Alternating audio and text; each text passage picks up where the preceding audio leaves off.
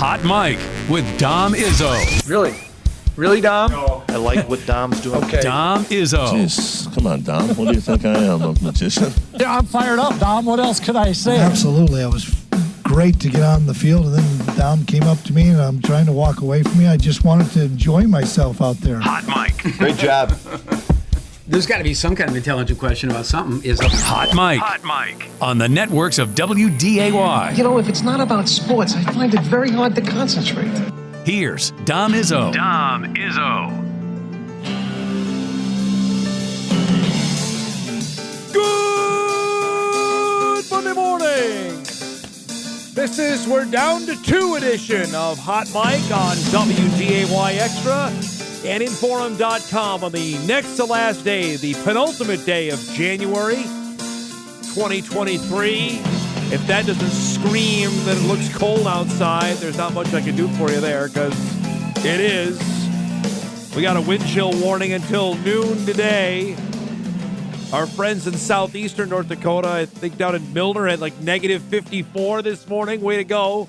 You guys are the leaders in the clubhouse for bone-chilling cold on a Monday. Good morning, everybody. I am Dom Izzo, host of said show. Hope everybody had a great weekend. Great to be back here on a Monday to recap what we saw over the last couple days and get us ready for a big-time week. A lot happening this week. I know we're now in that netherworld of between the title games and the Super Bowl, which will really crank up a week from today. But that doesn't mean there's any lack of interesting and fun sporting events happening around at least our part of the world for the next 6 or 7 days or so. Which we got the matchup for the Super Bowl that maybe many anticipated. Both number one seeds won at home. One game that was filled with drama, the other that was a boat race that took all the drama out of it about 5 minutes into the game. You have two tremendous quarterbacks that will be on the biggest of stages here in a couple weeks' time, which we'll get into that fully here, I know, over the next little bit. There's no rooting interest. I didn't have one. Just watching more. I watched more of the AFC game than I did the NFC game because the NFC game was over at halftime. And all I could sit there on my couch last night as I'm watching the second half of this game with two dynamite teams, all I could sit there and say is, boy, the rest of the AFC has got a long way to go to catch up with these two. And that includes Buffalo. That includes Jacksonville. Everybody else that made the playoffs in the AFC, they got work to do. As for those of us on the outside that didn't make it, there's a long road between what you saw 1 and 2. And I mean, there is virtually no separation, I don't think, between Kansas City and Cincinnati. And then it's everybody else in the AFC. There's a long drop off there. Let's recap it, if we can, the best we can, of what happened last night. We'll begin with the AFC Championship game in Kansas City. Chilling cold. It was a great atmosphere in Arrowhead, where the Bengals were trying to beat the Chiefs for a fourth straight time. We know the story that Patrick Mahomes came in, beat up with his ankle, twisted the wrong way. This is a fantastic play on fourth down. How many times did the Chiefs do this to the Bengals, to Kelsey for a touchdown? That made it 13-3. It's 13-6 when T. Higgins makes that fantastic catch from Joe Burrow. Every throw that Burrow had last night was on target. Every single one. Every one. That tied the game at 13. It's a 3rd down and 10. And again, the Chiefs make the Bengals pay. Marquez Valdes-Scantling. Why can't the Packers find players like him? Made it 20-13. Then this play was huge. You never see this from Mahomes, that he fumbles the ball.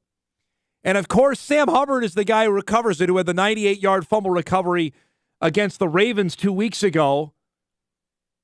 And you just had a sense when this play happened in the game, like, oh, boy, Cincinnati needed some sort of opening. And the Chiefs gave it to him. And the Stones is what Tony Romo said on this play, and he's dead on. On 4th and 6, they air it out and go to Jamar Chase in double coverage. Why wouldn't you? To set up a 1st and goal. Samaje Perine then will score here from 2 yards out, and the Bengals have tied the game up early in the fourth quarter. And I thought, oh, here they go. Cincinnati's going to go in and win this game. And they had their chances.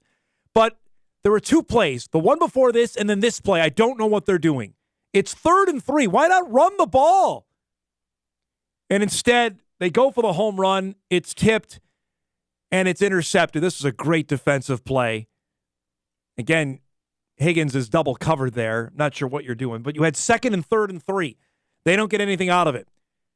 Bengals get the ball back, and Burrow gets sacked. Chris Jones was amazing yesterday, abusing the Bengals' offensive line, which the O-line had a great game against Buffalo. They were not good last night.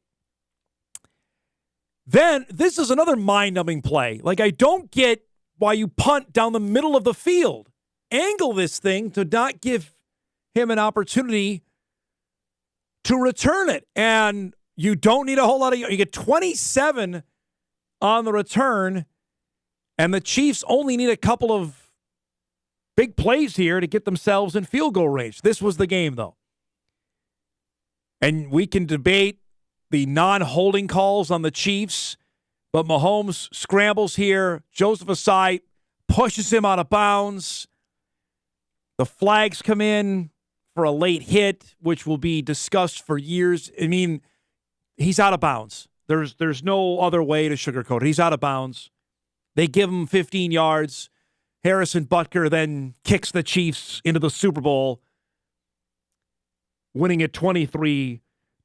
And you can lament on what happened there at the end of the game with the non-call.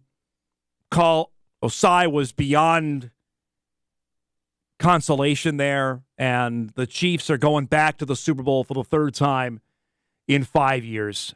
And officiating had way too much involvement for my taste in the game. And you can lament on that and the call at the end. There's no way you don't call that in terms of the hit out of bounds. You've got to do that.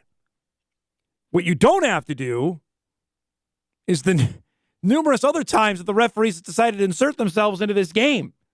Too many flags, way too many.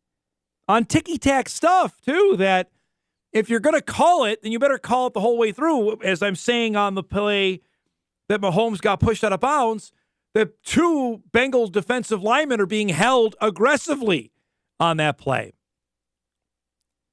Be that as it may, you know what? If you're Cincinnati, don't throw an interception on 3rd and 3. Get off the field a couple of times on 3rd and 6, 3rd and 7, 4th and whatever it was, 6, 3rd and 10. Don't give up touchdowns. And yet they still had every opportunity to win the game. They really did. And I honestly, when they got the ball back with whatever it was, 2 minutes left, 2.5 minutes left, you think Burrow's going to go and win this game. And the Bengals offensive line could not protect him.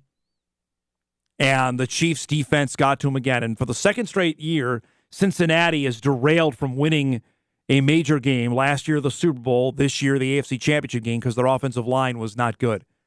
Cordell Volson had a monster penalty in that game yesterday that took away a first down. They gave up, 5, 6 sacks in the game yesterday. And Kansas City vowed to improve its defense, and they stepped up when they needed to at the absolute most critical time.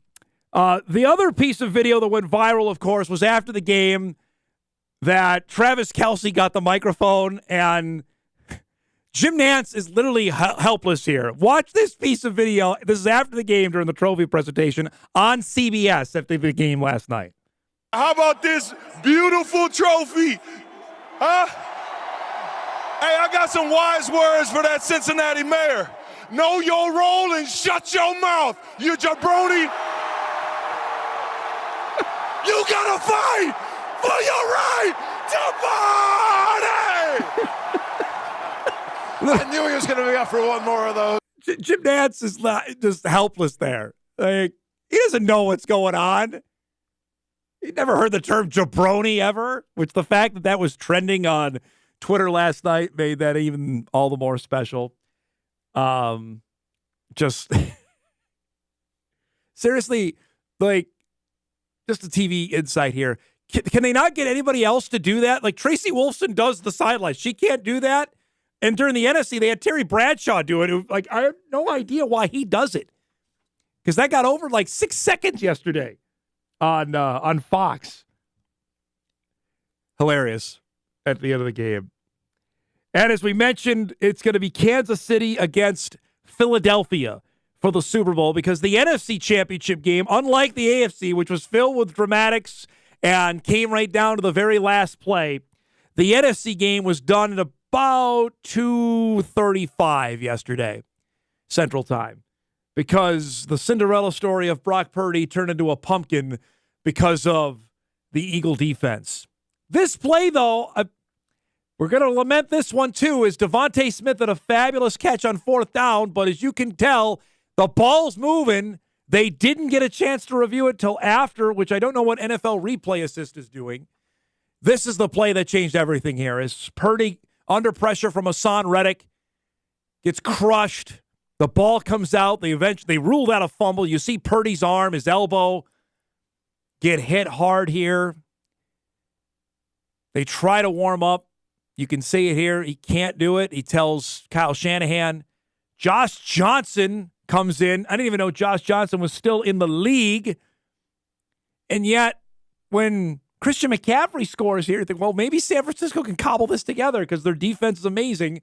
But when you have a quarterback that literally can't throw, and you have Philadelphia's run game, which has been sensational all season long, as Miles Sanders scored for the second time, Johnson then fumbles the ball. I mean, and here's the part that got me. He didn't really make an effort to get the ball back. That made it a 21-7 score. Jalen Hurts scores here and make it 28-7 in the third quarter.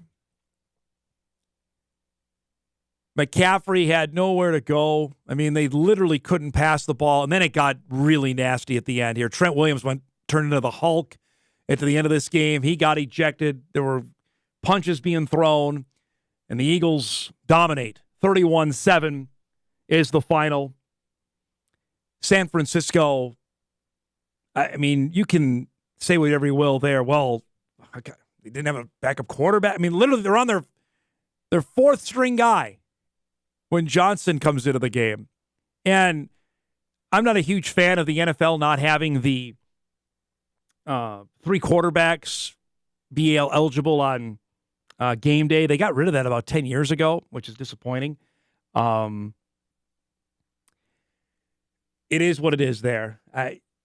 The real interesting note now for San Francisco going forward, second year in a row that the 49ers are going to have this, third year in a row for the 49ers, is their quarterback situation going into the new year. Last year, you had Jimmy Garoppolo lead the 49ers all the way to the NFC title game. The Rams beat them late. Then, okay, is it Trey Lance's time now to take over in 2022? Now here you go into the 22 to 23 offseason, and, well, Brock Purdy got you all the way to the NFC Championship game. He was 7-0 and then got hurt in the title game.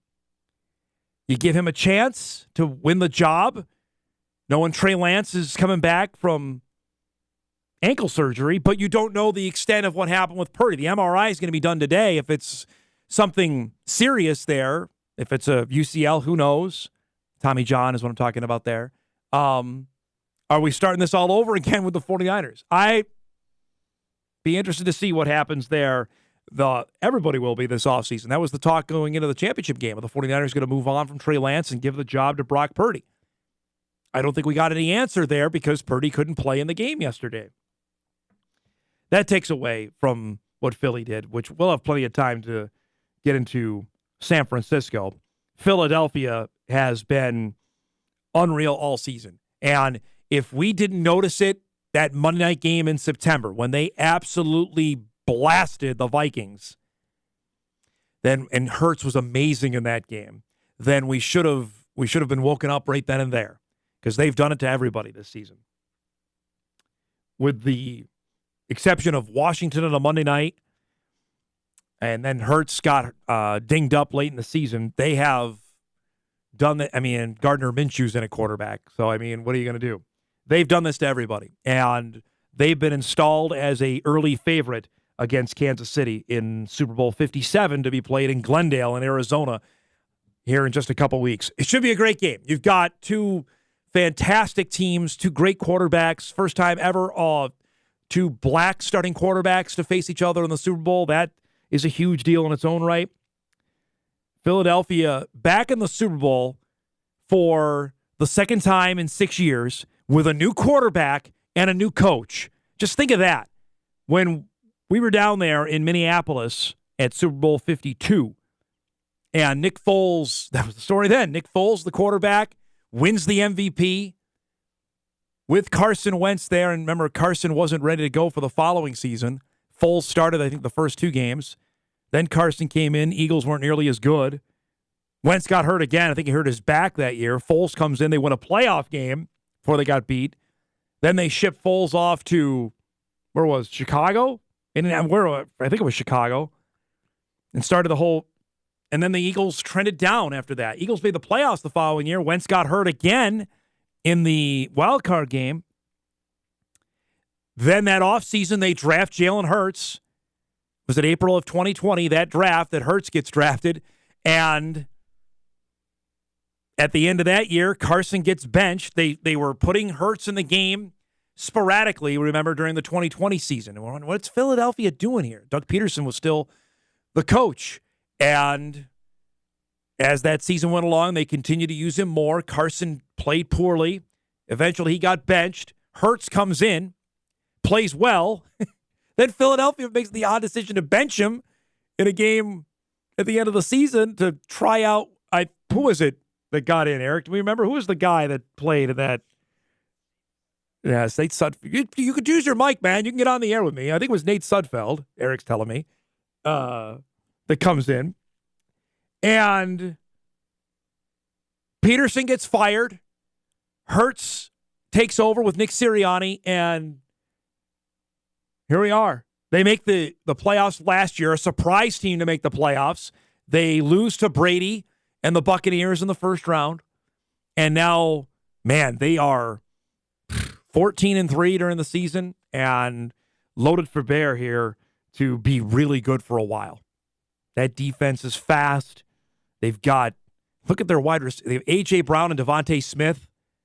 Goddard, which I'm sure that's not going to get old over the next couple of weeks for Bison fans to hear Dallas Goedert and South Dakota State having another big-time football deal here with their standout tight end. Their running backs are ridiculous. They're going to be awfully hard. And yet, if Mahomes gets somehow closer to, I told my dad, was he 70% last night? If he gets close to 90 between now and the Super Bowl, going to be a heck of a game we got in store for us here in a couple weeks' time. Let's set up our show lineup here for this Monday morning, Overreaction Monday. Jeff Kolpack will be by. I'm sure we'll chat about the games yesterday and recap the weekend it was for Bison Hoops. A mixed weekend as the Bison men won convincingly. The Bison women lost convincingly in Grand Forks. We'll get into that here coming up at 9:35. Tanner Purintun is back with us at 10 o'clock. Bismarck St. Mary's athletic director. Lots to get to there. For those that didn't hear over the weekend, Friday, a plan was sent out from the North Dakota High School Activities Association to the Class A athletic directors and Class B superintendents on a revised 3-class basketball proposal. And they're not, I don't believe, slight tweaks. These are some major tweaks, but in my opinion, and those that I visited with over the weekend, these are tweaks to make this plan go through. And I think go through for next season. We'll dive into that coming up in our second hour, and we'll have plenty of conversation on it all week long. So that, we'll hear from Cody Mauk as well, Bison All-American left tackle, who today is in Mobile to begin Senior Bowl practice week. We'll do that as well coming up before we wrap up our show. So we're off and rolling. Hot Mike returns after this on WDAY Extra and InForum.com. Well, I know, but then you didn't give me any kind of feedback last week about it. Like, it was like, oh, there you are in the locker room. I'm like, all right, I got that hint, So you sound like my wife now. She thinks I work 23 hours a day too. Today I feel like it's a Dom Izzo day. Like I'm going to show up 1 minute before I got to do something. We played defense in that first half like Dom transitions to you after the game. It's way too long, way too lazy, but... Well, I know, but then you didn't... I mean, come on. What's that all about? Welcome back, everybody. Apparently, did you have too much time this weekend, Eric, to go and do that? What's that about? Just a little bit. Huh? Apparently, Dave's got too much time if he's blasting me here. Worried about that. Big win for the Bison men. We'll get to in just a little bit. I was reading in break here, Jim Suam from the Star Tribune column on his headline is "Every Viking fan should admire what Super Bowl-bound Eagles have accomplished." He's exactly right on that. After Philadelphia making it back, we talked about them tearing it down, ditching Carson Wentz, and I'm doing the show talking about it. You're going to put it in the hands of Jalen Hurts, and boy, I mean, if he's not the front runner for MVP, I don't know who is this year. And there's probably one misstep that Howie Roseman had, and that was taking Jalen Reagor over Justin Jefferson in 2020. And as it worked out, Jalen Reagor now is on the Vikings. That would be one misstep. You can say drafting Wentz second overall, potentially misstep there. I mean, that's something that you could get probably plenty of traction on that. But he has built a strong roster in Philadelphia. And look what they got in the trade with Bradford and from the Vikings. I think they got Brandon Graham out of that ended up being the guy who stripped Tom Brady to help them win the Super Bowl. Either way, they're normally making dynamite moves and totally rebuilt their roster, and here they are playing in the Super Bowl once again. We'll get back into that in just a little bit. Normally, 9:20, we do our best of the weekend, saluting what we saw over the last couple days. So let's roll it with some hoops to start, and we'll begin in Grand Forks on Saturday. The Bison women facing UND.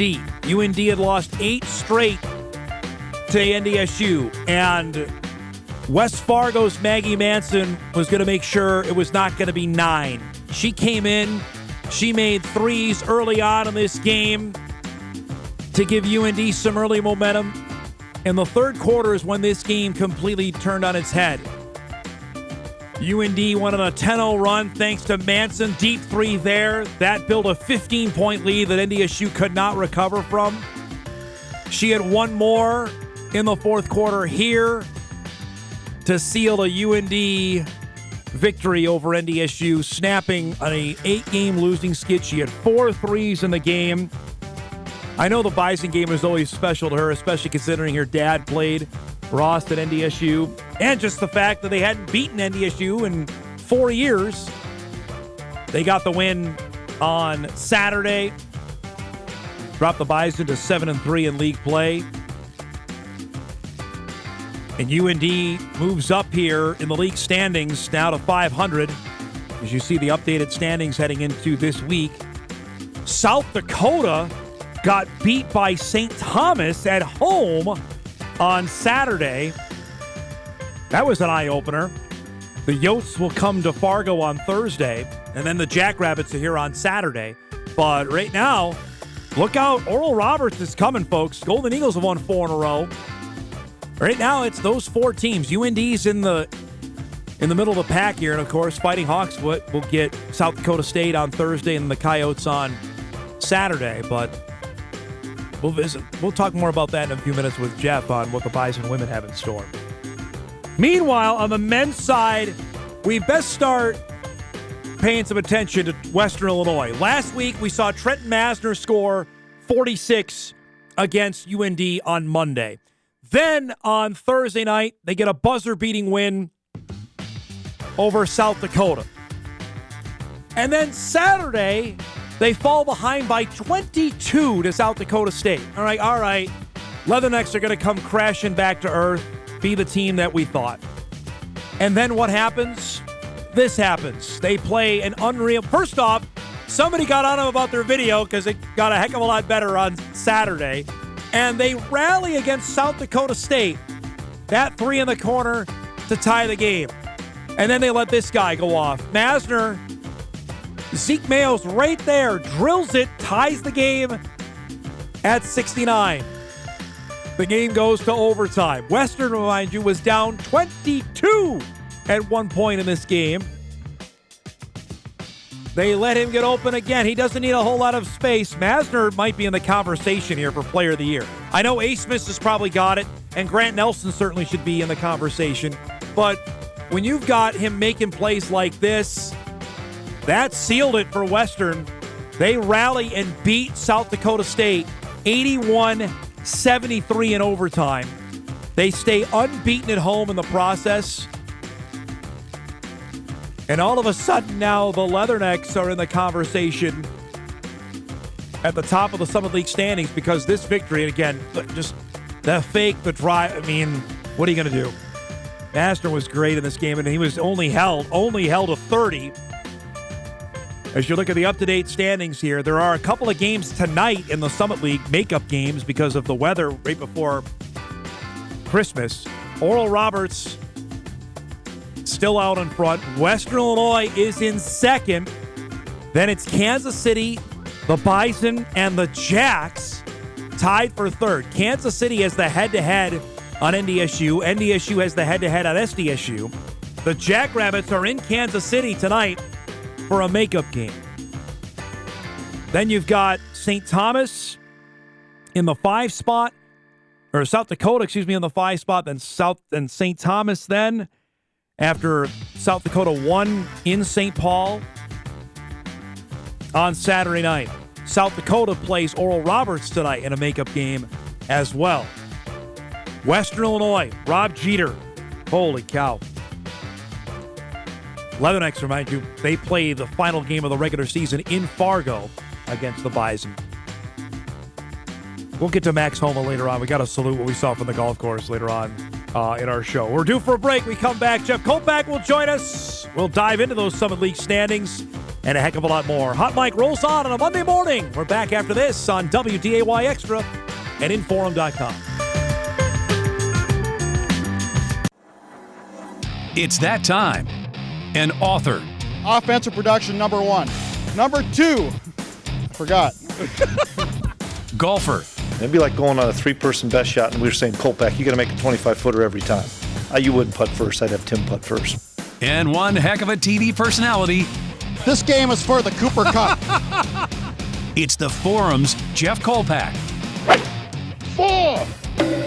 I should have yelled 2. Jeff Kolpack back with us each and every Monday to start off our week in style. Great Also known as your highest rated segment of the week. No doubt. I've been told. Sources have said. Hey, the podcast downloads for you, man, are highest we got all week. So, what did you make of the games yesterday?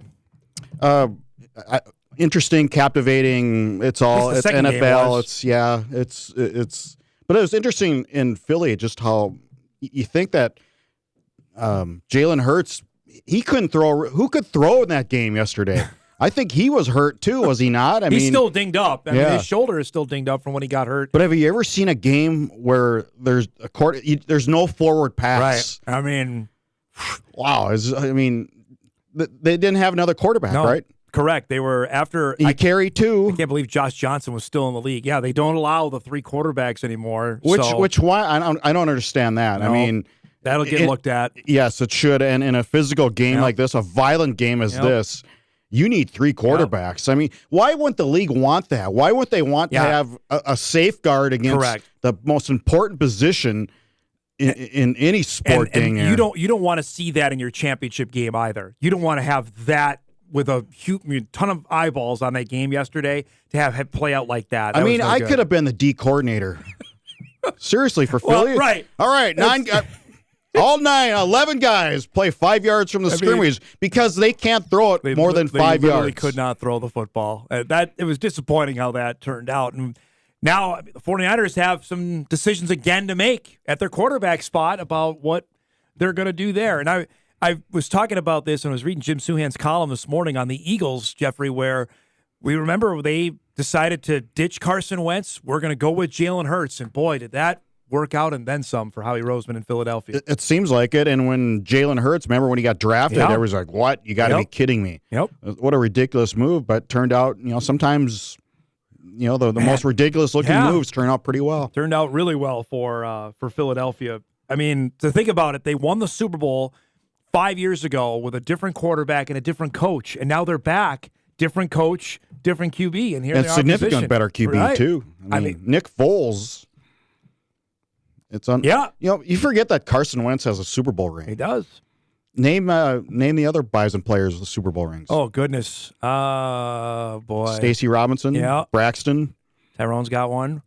Joe Haig. Craig Dahl. Yep. Haig got Ramon one. Humber. Ramon got one in his last game. That's it. Yeah, I think that's everybody there.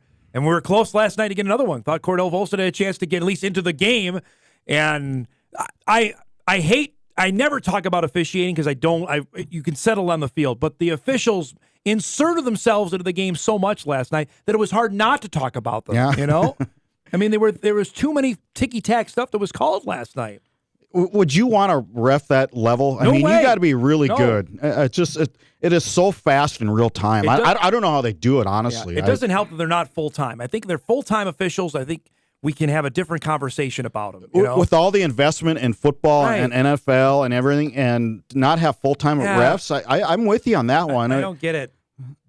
You're the NFL. You can do that. If you want to avoid having it be a discussion point today, and I'm not on the train of the Mahomes. That was a penalty. You can't do that. You can't. The guy who's on the white line. You got to do that. It wasn't even close. But on that same play, there's two Bengals getting clotheslined, and they're not calling the hold there before Mahomes even left. You know what I mean? I mean, just you gotta make it out on the punt return. There's a clear block in the back that they missed that set up the game-winning field goal. It's just they were out to hose us. Honestly, if you're gonna call everything, then call everything. I guess is my point on that. And I never go down that road on officiating, but it was not ideal that happened last night. So. We shall see. By the way, I just got this sent to me that there is a Pac-12 presidents and ADs meeting in Tempe today. Ooh, San Diego State, SMU? I don't know if that is unscheduled or if that one is a scheduled one, but... That's the rumor, right? SMU and San Diego State. San Diego State definitely is the hot one. SMU is certainly on the table as well. So, and if they take SMU, does that leave another spot in the American? It would certainly leave a spot in the American open. I don't know if that's open to the team in Fargo, North Dakota. I'm sure Mike McFeely is going to be at this meeting with the NDSU to FBS sign sitting outside the window. Man. Let's chat. I want to chat two things football-wise. And the big story, one of the big stories last week that came out of the Twins Winter Caravan was that Target Field is going to be hosting another football game with the Jackrabbits. I had good for them. Dave St. Peter on the show last Wednesday and said, hey, we loved our experience with NDSU. We're still talking to see maybe if the Bison want to come back down. He said to me, and I thought this was interesting, that when they have their different theme nights, SDSU actually has the most fans come out for that. They get the most in the Twin Cities is for South Dakota State. They do it for everybody. They've had St. Thomas. They've had NDSU, UND. SDSU, he said, by far and away, they've had more fan support for that. Maybe they're better baseball fans. I don't know. I think that also goes to show, though, there's quite a bit of alumni in the Twin Cities. I'm really interested to see what they get for attendance-wise for this. It's against Drake, I know. Yeah, I know. Is this a sign that South Dakota State now will have to following NDSU's model of destination games? Maybe. Because the FBS options are drying up quicker than water in a desert. They still got some dynamite FBS games coming. But they were scheduled before they won a national title. That is true. That is very true. They got Oklahoma State, but they were scheduled, though, when they were still really good. I did that commentary this summer. Like, why are the Jacks still getting really good football games? Well, really good now translates to a national title, which now translates to the AD and the you're right, and the head coach going, okay, why are we scheduling these guys? Yep. Not only did they win did they win the national title? They won it pretty convincingly. They did. I will reserve judgment on that. Let's see going forward if they still get them, Jeff. Then that's a sign. Like, all right, wow. Then SDSU, but. If the phone calls dry up, then I'm with you there. I can't imagine that the 605 area code is going to be picked up at many FBS schools. I would probably agree with you. They still have Northwestern, Oklahoma State, and a couple in Nebraska that are out there. I wonder if Northwestern's going. I mean, if you got David Braun. David Braun's probably going to the AD and head coach going, you might want to think about a buyout here. That $100 million you're getting from TV, you might want to throw a couple million to Brookings and say, no thanks. No thanks. You broke the story on Thursday night on the new defensive coordinator. We met Jason Petrino, or Wednesday night, excuse me. We met him on Thursday. Give me a sense of, how this came together, and what do you make of the new DC? He's a obviously familiar name, got that football name, Bobby Petrino's cousin, a Montana guy, and has spent 3 years in the state at the University of Mary in Bismarck. So it's more of a regional guy than you'd probably think originally when you say, Petrino, okay, but no, they are Montana. I think his mom lives in Wyoming, so it's an area guy, so to speak. I like his experience. He's called a lot of defensive calls. He has 2 wins over NDSU. He does, 2 monumental wins. 2 almost historical wins, you could say, the end of the streak, the spring 21, I know. We're showing that's the video here. He's the defensive coordinator at SIU when they won. They're always an aggressive team for the most part. And look at that. I mean, that's whatever, a good call. That's a good aggressive play there.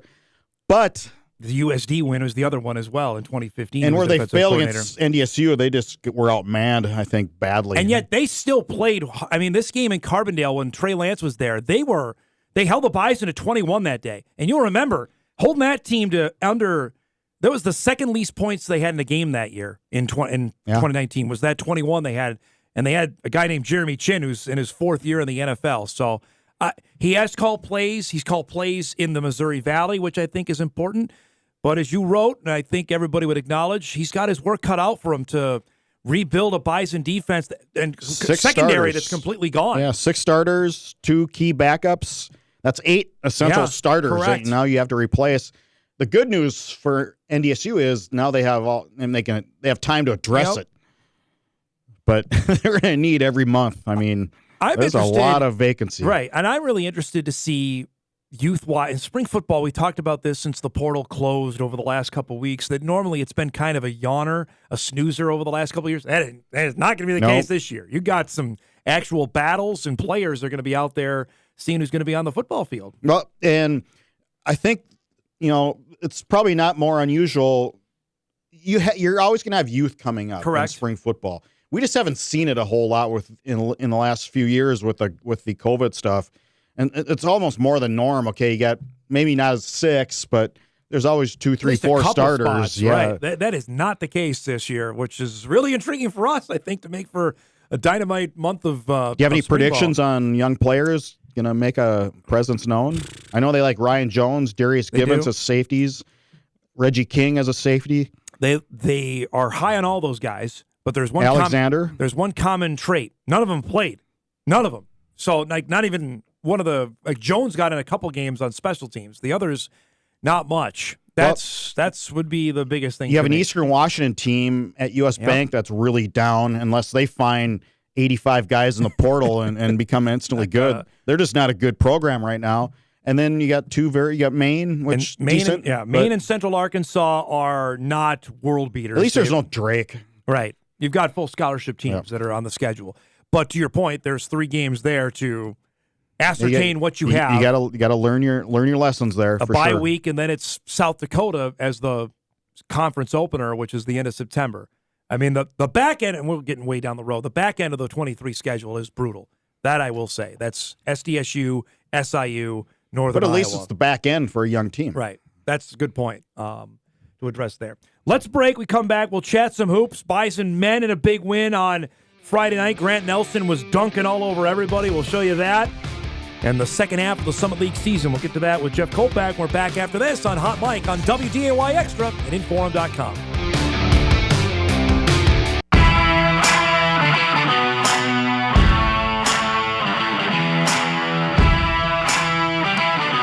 Wrapping up hour 1 here with Jeff Kolpack. So, Friday night, great environment at the Shack. It was hopping. Students came out again. Was it free chicken wings or something, or what was the That was part promotion? of it. They had the drone that flew around before the game, which is kind of cool. I mean, well, this is what you do. Yes. I mean, that's what you do to promote your product. How about this idea about playing league games on Friday nights? I'm on board with that. if you want to get into a TV window, which I know you'll roll your eyes at me about, but there's not a whole lot of college hoops on a Friday night. What do you switch it? Friday, Sunday, or what do you something? I don't know how you make it work, but Friday's a better TV window for you. And the commish was there. Josh Fenton was there for the first time to check out the Shack. There was a lot there to take in. Obviously, on the floor, Grant Nelson stole the show. 36 points, new career high, and with Andrew Morgan not in the lineup on Friday night, that was a dominant effort from him and the Bison men. Yeah, interesting what Paul Saylor, the UND coach, said after the game, that with Grant Nelson, they had two options, to double him or to concentrate on the other players and not let them get open threes. Because if you double Grant, then you're leaving yourself susceptible to the open three. And he chose not to double Grant. And you rethink that strategy I don't today? know. I think you got to try something in the second half, at least switch it up and see if it works. I mean, he felt it from the get-go, from the first media timeout. I mean, that was the first of the dunks that he had. I want to know how high he is here. His elbow was at the rim. That was fantastic. That was like me on my Nerf poop on the closet door. It's just Brian Matthews on the second one made it a business decision to get out of the way, which I don't Right. I don't blame him one bit that he wanted no part of that. But the NBA scouts have been at each game. I was told they were at the game on Friday night as well. I mean, is this a thing now that we're going to be talking about for the rest of the way? With him? I thought if he would not come back next year and go NIL and go play in the SEC or the Big Ten somewhere. I don't know if the NBA is a legit opportunity after this season. Maybe it is. Maybe I need to wake up on that. Did we think Trey Lance was ready to go early? Nope, I didn't, and it happened. That would be something else if this kid is going to the NBA from Devil's Lake, North Dakota after 3 years of college. The problem is there's only 2 rounds to the draft, and so that makes it a little more risky to throw your name in there. And what if you don't get drafted? Then you're a free agent, and it's a bigger hill to climb. No doubt. I mean, Max Aismans from Oral Roberts, I thought should have gone 2 years ago, and he's still hanging around college. Yeah. He must be getting some impressive NIL at ORU. That, and I think also the NBA probably told you're too small. I think I just don't know if he's big enough to, and who you going to guard? You know what I mean? You got to play defense. Yeah, I guess everybody's 6'6". And that's the thing with Aismans. I just don't know. Grant's got all the physical attributes that you would love. And now we hit the turn for home, Summer League Player of the Year is real interesting. Aismans has got the numbers. Nelson certainly is in the conversation. And Trenton Masner from Western Illinois has got him on his back right now. Another 30 on Saturday when they beat the Jacks. Yeah, you got to go with Max Aismans, don't you? You have to go with the team that's going to probably run through unbeaten. Probably. If ORU doesn't lose, then Don't you feel like ORU men and the South Dakota State women are not going to get challenged in the Summit League tournament? I mean, I guess it's tournament time. It's March Madness. SDSU women more likely than the ORU men. Because they'll get challenged more. I think ORU will get a challenge in Sioux Falls. SDSU is going to play 3 home games down there, and they can maybe set the score on how that's going to go. I really believe that, yes. Never know. Oral Roberts, they can take that game wherever on the road. They're older than most NBA teams, I swear. They've got some age to them. They've got certainly unreal talent around them. All depends on matchups, as you always tell me. You know, if it ends up being right now, let's say it's ORU and Western in a semifinal game, I don't know. See how that one plays out. Yeah. It depends if one guy gets hot. If you're NDSU, you want the 2nd or the 3rd seed. Stay what a dogfight. What is there, 6 teams within 4 to 5 losses? Yeah, we had the standings up earlier. It's right after Oral Roberts. Here it is, the up-to-date standings here. Western, Kansas City. Remember, Kansas City and South Dakota State play tonight in Kansas City. South Dakota, who plays Oral Roberts tonight down in Tulsa. St. Thomas is still in the mix at 5 and 6, that they are hanging around. I would say 8 through 10 pretty much is determined they're going to play that opening round of the Summit League tournament. After that, Jeff, and the Bison, as we know, go to Brookings in Vermilion this week. They still have to go to Tulsa. Got to split this week. Kansas City. I agree with you. I agree. And South Dakota has been... I think 6 losses get you the 3 seed. So if you're, let's see, that would be 12 and 6.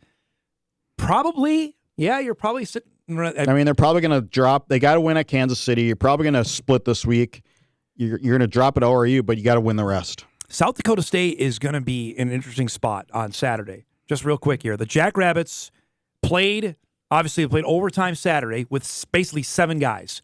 They play tonight in Kansas City. Come back. I think they'll probably come back after the game tonight. Short week. You have Tuesday off, Wednesday practice, Thursday you play UND, and then off Friday, practice Friday, and then you got the Bison on Saturday. NDSU would have loved to have this Thursday game. Absolutely. Flip it around and play them on Thursday. I remember when I covered the Fever, Steve Bontrager, the head coach, said there were certain games you just were not going to win whatsoever. For instance, one time, and I'll keep this short, they are on a road trip out in Tri-City out on the West Coast, and the team they were playing here in Fargo had been here like for 2 days, so they were just waiting for them. And they flew in like that morning, the Fever did. He goes, we were never going to win this game, ever. And travel, by the way, is not ideal in the Summit either. I mean, these are games that were supposed to be played over Christmas time, but with the weather the way it was, got snowed out, so they moved them out. Before we roll, it is Pebble Beach week on the PGA Tour. Tom Hoge is the reigning champion of said event. I know he's got a little bit more on his plate this week. What happens when you're the defending champion? He has played awesome there over the last 3 years. Is there a chance he can win this again? Well, certainly there's a chance, and he's got that confidence too going. He's at a whole different level now that he's won 2 tournaments. That just sticks you in a different stratosphere when it comes to mental toughness on the PGA Tour. When you've done there, and you've sank a putt, you've sank a 15-foot putt worth like $300,000, which he did. To win last year on 17 when he was battling Jordan Spieth. I'll be glued to that this weekend. I'm really interested to see how he plays, and I know he's going to get featured coverage since he's the reigning champion. ESPN will have him. And then there's the Waste Management. Yes, which is the week after, which you are going to be at, by the way. Are you caddying for him? I'll ask him. I'll caddy at number 16. So let me throw this out here. So the Waste Management is in Phoenix, correct? Correct. It is also the same time the Super Bowl is going on in Glendale. I'm not a great Arizona mind, so how close is Phoenix and Glendale? Well, they're separate. Glendale's way west. Okay, so they're not really close? Not even close. Okay. No. So you're not going to be I think TPC is in Scottsdale, North Scottsdale. It's a boatload so away. You're not close to the Super Bowl scene. No. Yeah, that's still a lot of people in that part I of the world. I was there several years. Last time the Super Bowl was there, I was there the same weekend as a Waste Management. Okay. There's so many people down there. You can't tell any difference. I mean, was there more people? I don't know. It's just. Is the Waste Management as close to a football game as we get on the golf course, though? Oh, 100%. Yeah. I mean, I didn't go to the tournament. We played rather than go to the tournament. This one you are going this time. This I'm going this time. And they encourage this kind of behavior of those at this on tournament, 16. right? I'll be on 16. But what I'm interested, do they do it all over the course? Is it just the 16th hole? I don't think so. I'm pretty sure they don't. We're gonna 16 is just guerrilla warfare for golf. The players encourage it. The players embrace it because it's the only tournament that does that. So if there's a hole in one,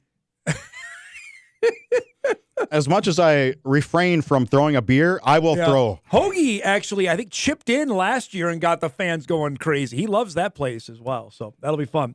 Great stuff, man. Thanks for coming by. Have a good week, Tom. Jeff Kolpack joins us each and every Monday to start us off here on Hot Mic. We'll take a break. We come back. We'll start hour 2.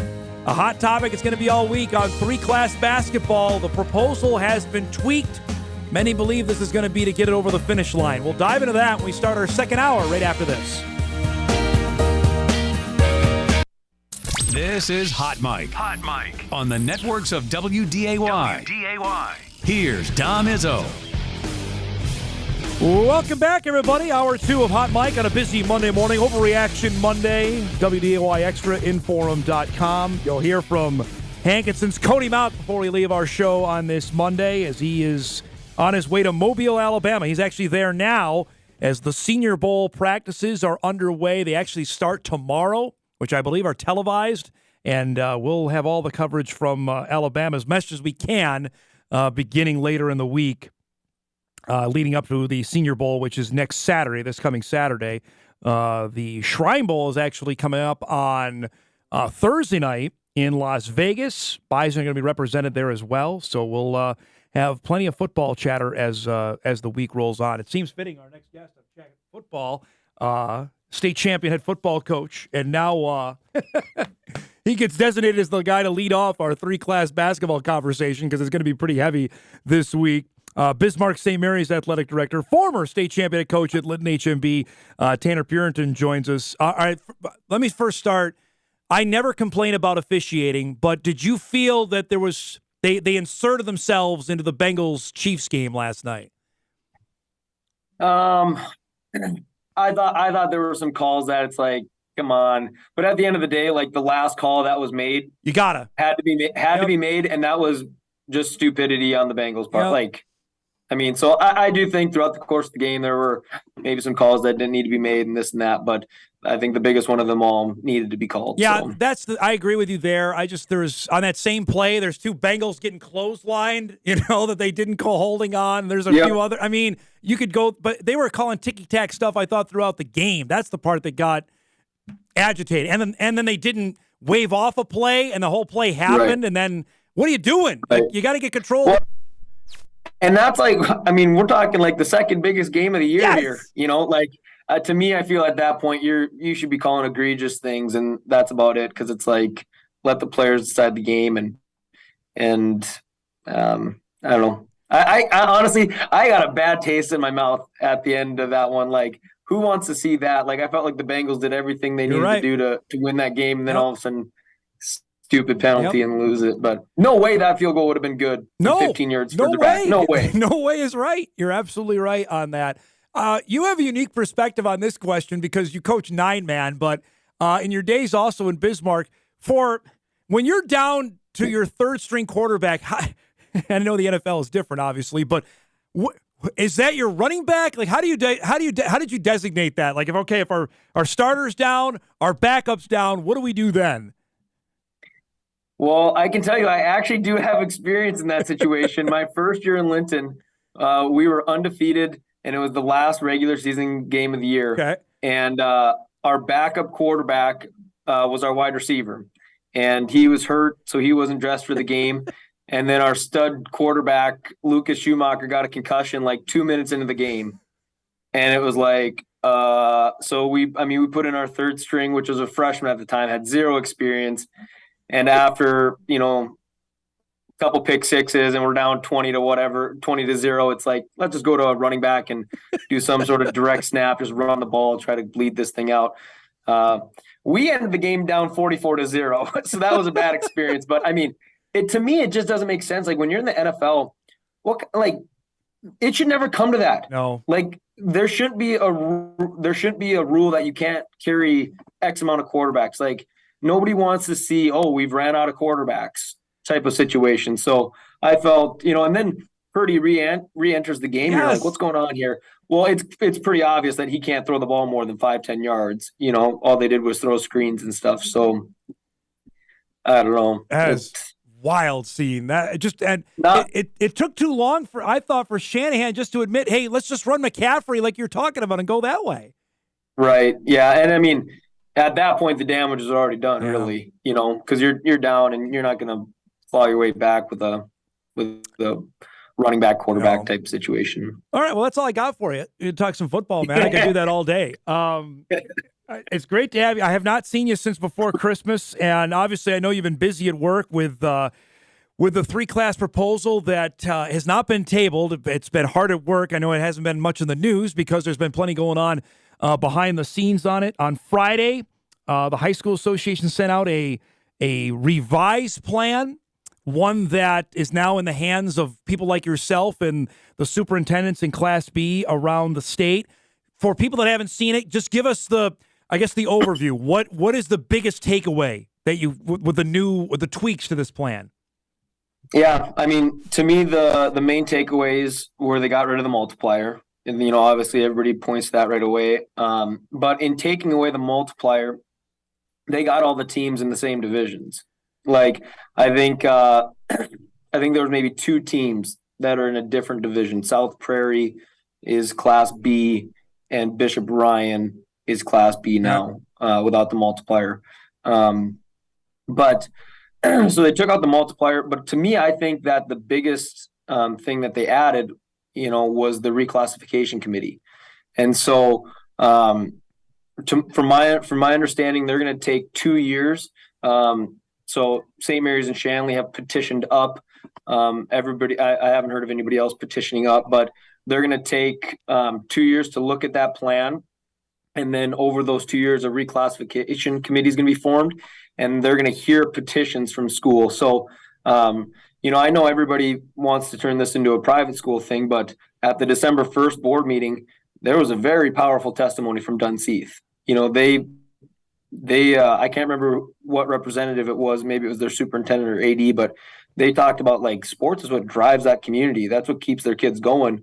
And if there's no wiggle room here, like they could see their programs dying.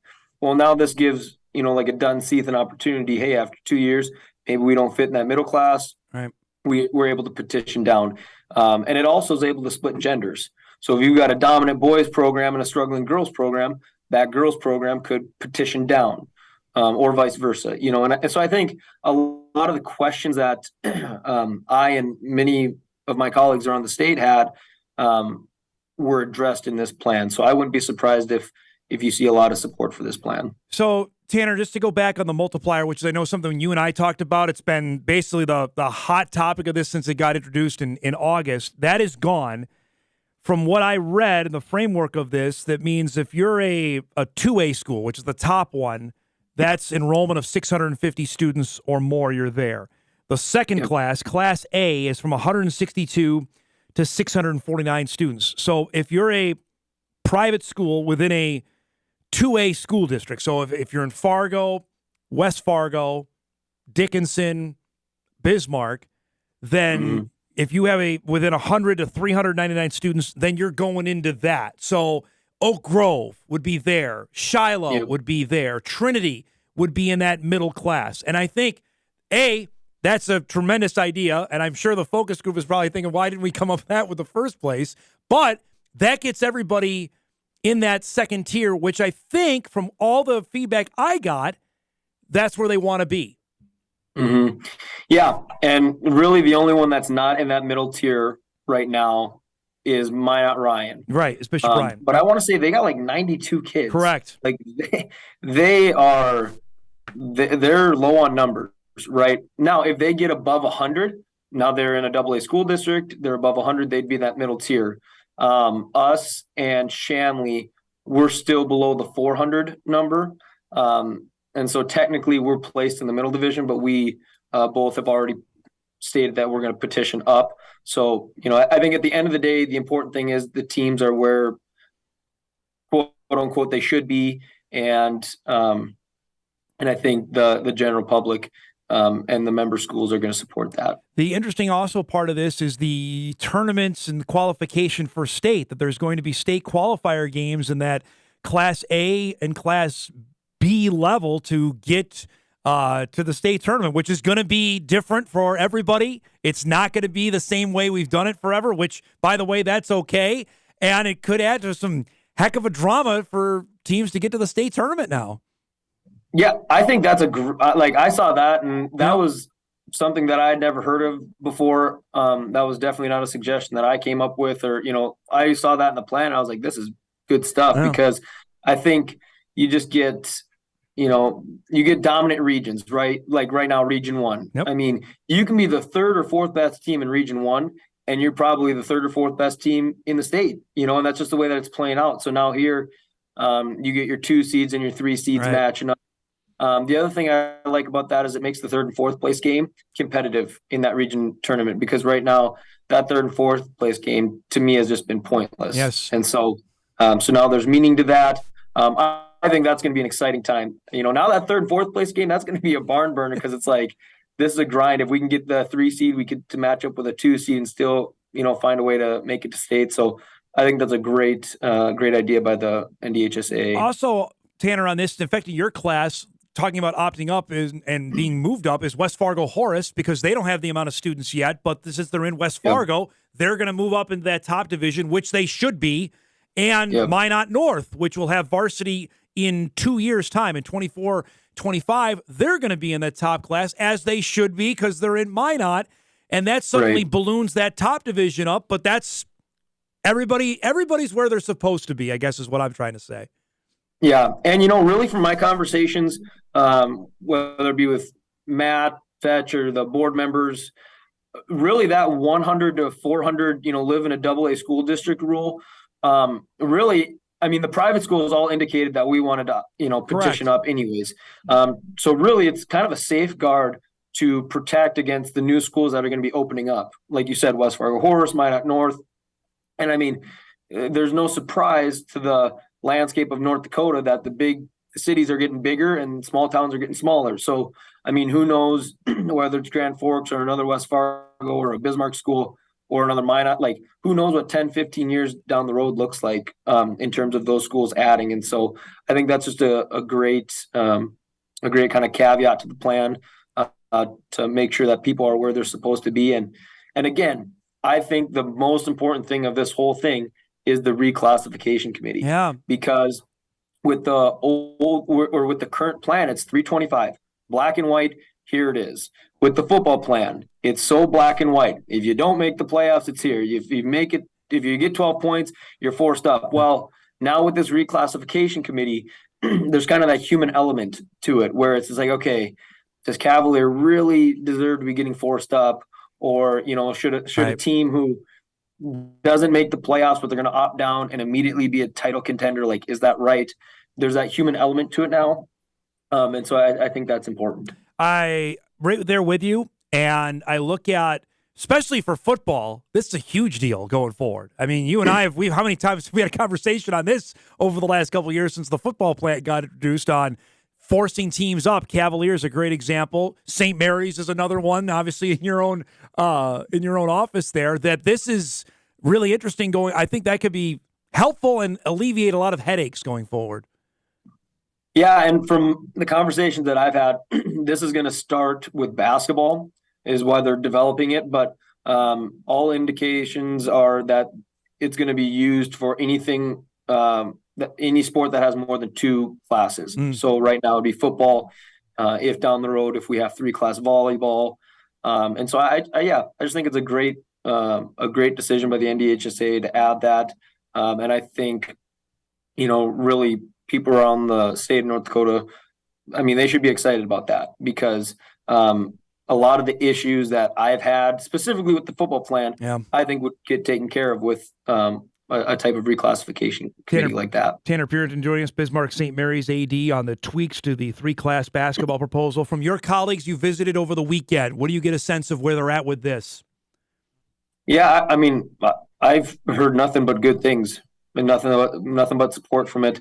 There's a lot of people that want this for next year, and so I think that after the December 1st meeting, I think the feeling was, okay, 3 classes are going to happen, but I think everybody was like, okay, they're not going to meet till, January 19th, right, and then they're not going to meet until February. And I think that just the feeling as a whole was this ain't going to happen this year, maybe next year.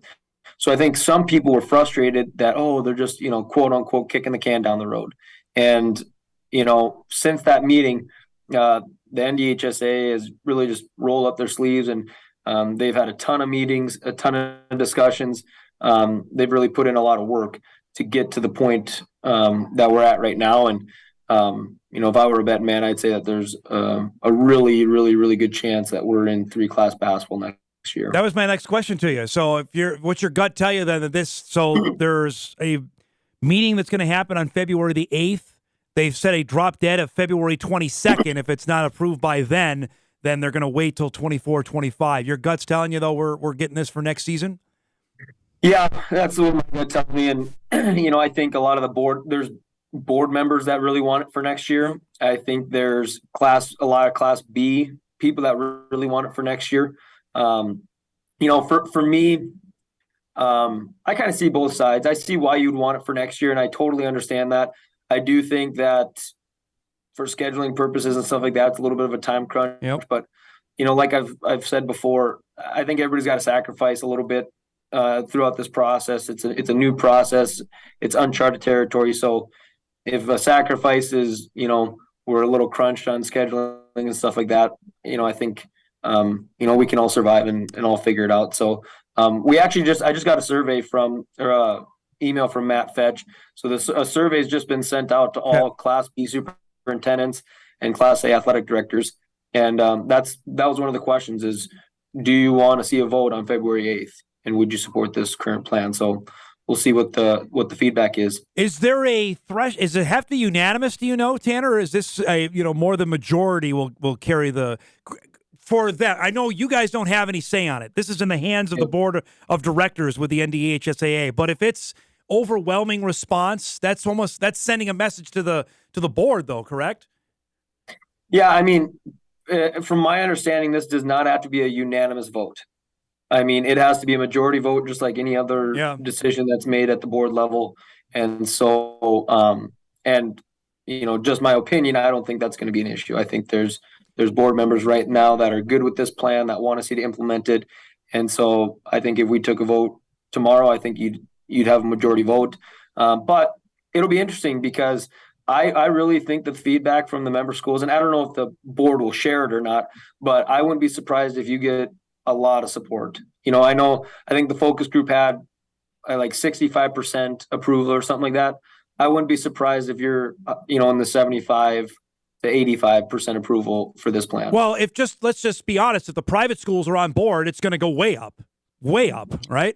Well, yeah. And I mean, I think you might lose a few Class B schools that were just really, felt connected to the multiplier. And that was their only thing they cared about. Got it. But to me, that doesn't really mean a whole lot. Like the teams are where they're supposed to be. So at that point, maybe it's just I've got it out for private schools type of thing. Yeah. But I think you're going to get all private schools are going to show in support of this. And I think you're going to get a lot of that middle class that will support this, because even if you're on the lower end of that middle class, if you don't belong, there's an opportunity to petition down. Yeah. And I think you're also going to get a lot of the AA schools that show support. So that's why I think it's going to be a pretty good response. My last question for you, because I had this said to me a couple times over the weekend, was the people I talked to were not a huge fan of all the tournaments happening at the same time. That's, I know, a television deal as well. I'm not a huge fan of that as it is. You and I were chatting last week that last weekend in March is just sitting there for somebody to use. Do you think down the road after we do this, could they consider that? Because we never start spring sports on time, and I know I use never, and I know it's happened, but very rarely. Could they stretch this out for a little bit and then use that last weekend, and then we're not clumping every tournament together? Yeah. Well, it's not an ideal situation, right?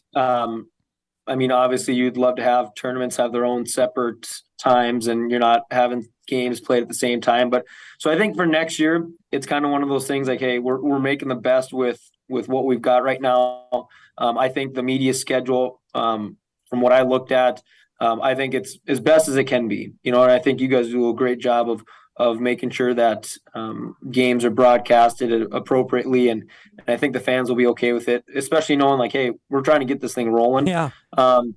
It is interesting to see, like you said, you mentioned that last weekend in March. I guess I don't know the background story as to why that's never been considered, or, I do know it has something to do, or I've heard that it has something to do with high school baseball conflicting with Legion. Yeah.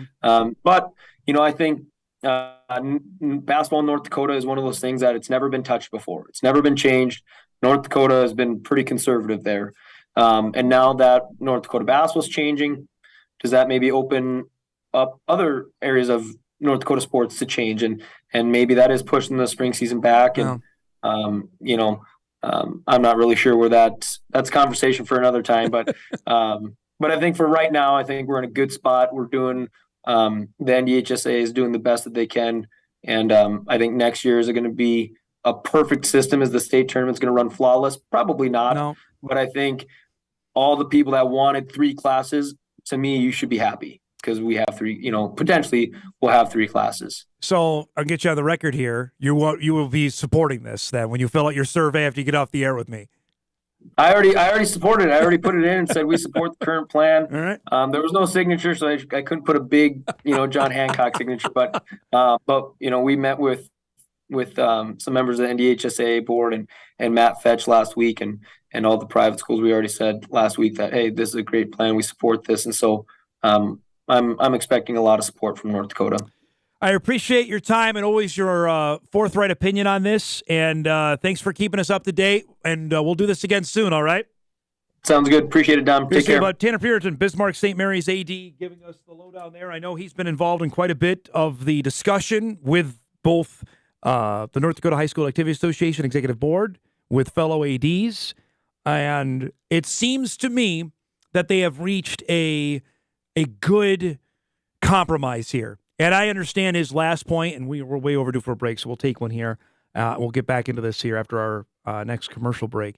That some just wanted to see the multiplier because they wanted to see the private schools get theirs, get moved out of their class, their division. That has happened with this new plan. It's there. Like I said, everybody's where they're supposed to be, and I use that as my opinion. Oak Grove, Trinity, Shiloh, they are in the middle class. And I know we got quite a bit of feedback from the middle class, as it's now called, that Class A, from ADs that weren't thrilled about it. I talked to a couple over the weekend that weren't and said, you know what? It's better than what it was. We still have some concerns, but this is where we're at. Some wanted to see it maybe held off for another year, not to be implemented for 24, 25. Others that I talked to said, yeah, we're on board with it, and we're ready to go for next year. So it is a topic we hammered for the better part of 4.5 months, and we're going to hammer it this week and leading up to the meeting that comes up a week from Wednesday on it for the next little bit. So buckle up, folks. I know it's a big topic in this state, and I'd like to say we've been the go-to for it since it got kicked off in August, and we're going to hammer it pretty hard here over the next week. So let's take a break. We'll get caught up and roll on here on our Monday morning show. We're back right after this.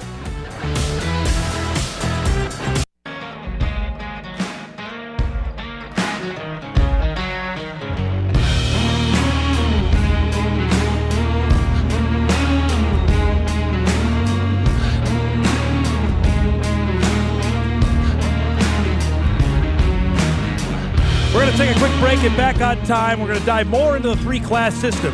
Hot Mic rolls on right after this on WDAY Extra, InForum.com.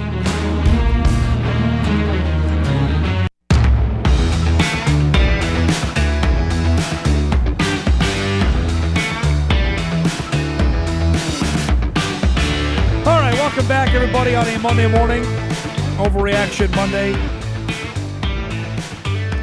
Our thanks to Tanner Purintun for joining us. We'll have much more on the three-class proposal, tweaks, however you want to describe it, coming up as our week rolls on. Busy week here. It's National Signing Day coming up on Wednesday. That's for everybody, Division 1, 2, 3. So plenty of local athletes for football. It'll be signing, and that's a busy day. We'll have that highlighted. Matt Entz actually will join us, North Dakota State head football coach, on Wednesday's show. Not a small amount to talk about there. He'll join us coming up Wednesday at 10:35. So set your DVRs accordingly, or your swatches, however you want to make sure that you don't miss our show. For everybody working on our show, they have no idea what a swatch is, but you can look it up after we're done. Okay, I want to dive back into the three-class, the draft here that came out on Friday, and now has been sent to ADs and superintendents over the weekend, because there's a couple of distinct points that we were discussing with Tanner on it that I want to at least lay out, and then you understand where we're at, and then when we dive into this as the week goes on, you already have a starting off point of what we're talking about. So the big thing that will get the highlight probably from every news story that we have on our shows, or a newspaper article or web story, is that the multiplier is eliminated. That is gone. And what that was for people that don't know, and it wasn't just a private school thing. It was affecting school districts that had students coming from outside their area to attend school in their district, that those school districts are getting double the student allotted there. So that was jumping up student enrollments and bumping up basically the private schools being moved from the Class B level to now the Class A level. And I'm going to use new terminology here because there's now three classes. It's happening. It's AA, A, and B for basketball. That would move the Class B schools like a Shiloh Christian, a Dickinson Trinity, and Oak Grove from B to A. That has been eliminated. What is now out there, and I'll read this because it's interesting that I think people will want to know this. It says that the focus group's proposal to add a third classification of basketball on December 1st, the board of directors, as well as a number of board committees, met and reviewed the proposal in depth on January 17th through the 19th of 2023. Data and input specific to teams included in proposed divisions A and B was gathered from a majority of member schools. Legal counsel reviewed several components of the proposal, and several minor changes to the original proposal were approved by the board of directors on January 27th. That was Friday. That's when this went out. It also adds, it's been determined if a third classification of basketball is added for the 2024 basketball season, board approval is necessary on or before February 22nd, 2023. If approved after this date, implementation would be for the 24-25 season at the earliest. The board of directors requests input on the following draft from member school administrators prior to their next scheduled meeting on Wednesday, February 8th, 2023. That's a week from Wednesday. I would imagine they're going to get everything they need between now and then, especially with the changes they've made. The big thing, as we mentioned, is the elimination of the multiplier. And now it's determined here, following recommendations from their legal counsel, the following framework was developed to place teams in divisions. The enrollment line between A and B was determined by cutting the traditional line of 325 in half, as that's what Tanner was talking about in our previous segment. So the enrollment line between AA and A was determined by doubling 325. So that means in AA, it's an enrollment of 650 students or more in the average of grade from freshmen to seniors enrollment in the fall of 2024 and the fall of 2021, and 2022. So that's a AA. A is from 162 to 649 students. And then B is less than 162. Here's the interesting nugget on this. Public and non-public schools located within a Division AA school district with 100 to 399 students shall be placed in Class A.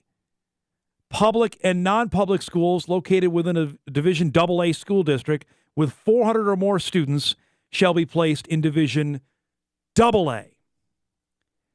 So let's go into that, because that involves all the private schools that we're talking about, all the ones that people are sick of seeing at the Class B level.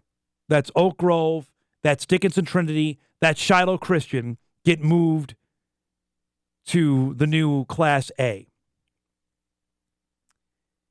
That's also affecting West Fargo, Horace, and Minot North. They do not have the amount of students that to qualify yet. You need 650. They do not have that. But remember, they're located in AA school districts because they're in Minot and West Fargo. Both are, so they get bumped up. And that's where they should be. Horace, I know, played football in the middle, that Class A level this past season. That's for now. I think that's temporary. They're going to be in the top class. And Minot North, when they start varsity in the fall of 2024, they'll have enough that they'll be deserving of being in that top class. So that's where they need to be. Shanley and St. Mary's don't, but remember, they are opting up. They are petitioning up to play at that top class, which they should, because they're located in Bismarck and Fargo.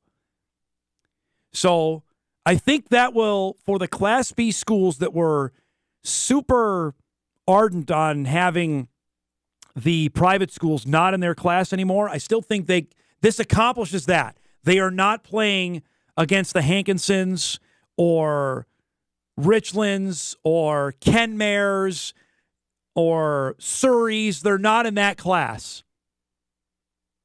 Velva, you're not there. For the Class A, I know they say Division A. I still will say Class A.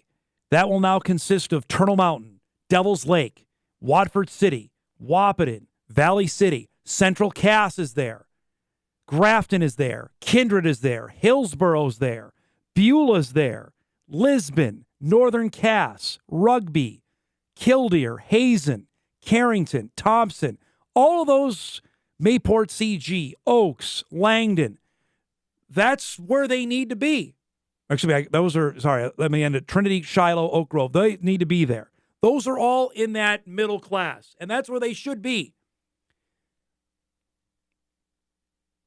As many people will say, well, wait a minute, if Valley City plays EDC basketball against Cheyenne and Grand Forks Red River, how those games panned out? They're not good. Those games have not been close. Valley City has much more in common with Wahpeton or Kindred than they do West Fargo Cheyenne. It's just fact. That's where they deserve to be. And then the smallest class we can mention is enrollment of 162 students or less. Those are the schools you heard me mention. Mayport, Oaks, Langdon, South Prairie, which, by the way, was moved up in the previous iteration of this. Now they're back in Class B. With Velva, Park River, Fortville, Lankin, Henniger, Scranton, Wyndmere, Lidgerwood, Cavalier, Kidder County. Bishop Ryan is there. Bishop Ryan is 94 students. And you can yell at me about being a hypocrite on that, saying I think all the private should be in the second tier. I still believe that, but they have 94 kids. That's tiny enrollment. And I get you can still recruit in Minot, but they have 94 kids there. Our Redeemers has 67 students. And no fault of their own, but our Redeemers has kind of fallen off since Jeremy Feller left a few years ago when they made it all the way to the state championship game. Okay? They don't have the number of students to do that. Maybe that's one they can reconsider. And I'm sure there will be some schools when this reclassification committee now comes into effect that will go before this group and ask to be moved down, and it'll be up to this group to decide if that's going to happen or not. But for the people that we visited with, we talked to a bunch of people over the last 5 months on this story. We've covered the gamut. We've went all over the state, north, south, east, and west on this, and we will this week too, and into next week. I don't think the ones that were against it have much to stand on now. Now, what I will tell you on our end of things, when you see the schedule that comes out, it's going to be different. It's going to be hard to wrap your mind around that you're going to have now, especially, let's say, in the winter of 2024, so a year from now, where you could have 3 state tournaments happening at the same time. Because girls hockey has the option of still playing on its own next year. You could have girls hockey happening that first weekend in March, and then the girls' Class A and B basketball tournaments.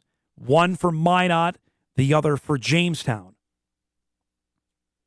Jamestown Civic Center better get its act together. And that's another story we'll follow because I love that place, but not sure it's ready for a state tournament. I know they've promised they're going to invest a bunch of money, but it's going to get some. Right now, state tournaments in Jamestown don't have enough hotels to host for baseball and softball. What are they going to do when basketball comes in? I have no idea. People are staying in Valley City, I was told this past spring, to go watch the softball and baseball tournaments in Jamestown. It's going to be a bigger crowd for basketball. So you're going to have that happen at the same time. And then that final week in March, you'll have the Class A and B boys happening, one in Minot, the other in Fargo, which I know for a certain section of fans, they will lose their you-know-what over having a tournament in Fargo because they don't like coming to Fargo. It's been 10 years since the boys B has been in Fargo, and it got, I think, such harshly reviewed from fans that they haven't come back. Now, granted, it was at the Fargo Dome then, I don't know if you put it at the Shack. I think it's a better venue. I know it is. If you get a better reaction to that, I'm sure some just to say, well, wait, you know what? Fargo gets everything else. They don't need the B, or if it's the Class A, because I think the B actually is slated for Minot, which people would love that. This new class is going to involve towns bigger than what I just mentioned. That's why it may portend to make more sense to come to Fargo. Either way, people are going to have something to complain about. It's just the way it works in sports, especially when you're changing something so tied to people's memories like basketball is, especially Class B basketball. But the state is at a point where it's grown now, and again, you can almost write in pen the 8 teams that are going to make it to the state tournament before the season starts. Some regions it's automatic. And I'm going to pick on them in Region 5. It's Shiloh. I haven't even seen their record. I would bet on it. Shiloh Christian's going to win the region. How is that fair? It's not. And that's why this has been needed. Region 1. It's 2 teams. Enderlin had great teams the last couple years. Division 1 players. They couldn't get past Kindred or Central Cass. Okay?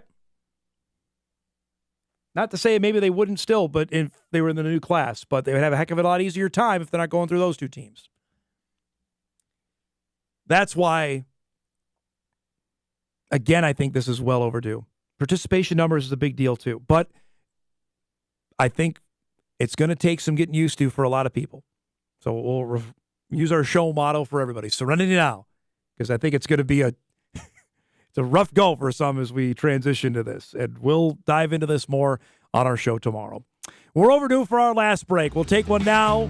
We'll say goodbye, get you ready for a OK Sports Monday. We'll do that when Hot Mike wraps right after this on WDAY Extra at InForum.com.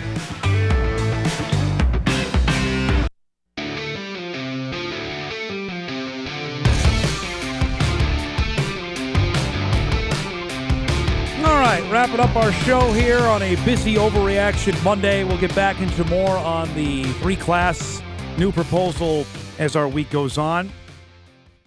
We didn't have time for our Cody Mauch stuff. We'll get to that tomorrow before Senior Bowl practice gets underway. ESPNU, NFL Network will have coverage, ESPN2 as well, of the practices going down in Mobile, which begin tomorrow at the Senior Bowl, which will be really interesting to see how that plays out. The last 2 years, the Bison have had the practice player of the week down there. Dylan Radins was in 2021.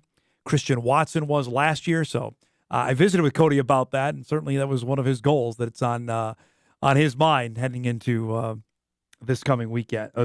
So we'll do that coming up on the show tomorrow. One quick NFL note that happened as the game ended last night, that the Cowboys and Kellen Moore parted ways. Well, he was on the open market for about 8 minutes. NFL Network reporting that Kellen Moore will be the new offensive coordinator for the Chargers. So he'll get to work going from Dak Prescott to Justin Herbert. That is a move up for a Chargers team that is perennially underachieving. Now Kellen Moore will take his talents from Dallas to the Chargers for 2023. Let's get you ready for what to watch before we get out of here on this Monday. How about the red-hot Minnesota Timberwolves?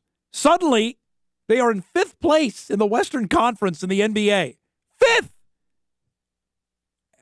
I don't know what the heck's going on in the West. They beat the Kings on Saturday. They play them again tonight, 7 o'clock on Bally Sports North. That I will invest time in tonight. They burned me last week. I watched them play the Rockets last Monday, and they went, pfft. Now they play the Kings at home tonight. Sacramento a slight favorite in that game, 7 o'clock on Bally Sports North. There's 2 really good Big 12 games tonight. Baylor and Texas, a couple of ranked teams there, 8 o'clock on ESPN. And TJ Otzelberger's Iowa State Cyclones are humming right now. They're at Texas Tech tonight, 8 o'clock on ESPN2. We got to roll. Thanks to our guests today, to Jeff Kolpack and to Tanner Purintun. Of course, to all of our emails and tweets as well. We appreciate that. Everybody have a great Monday. Stay warm. We'll see you back here tomorrow on Hot Mike on WDAY Extra. and InForum.com.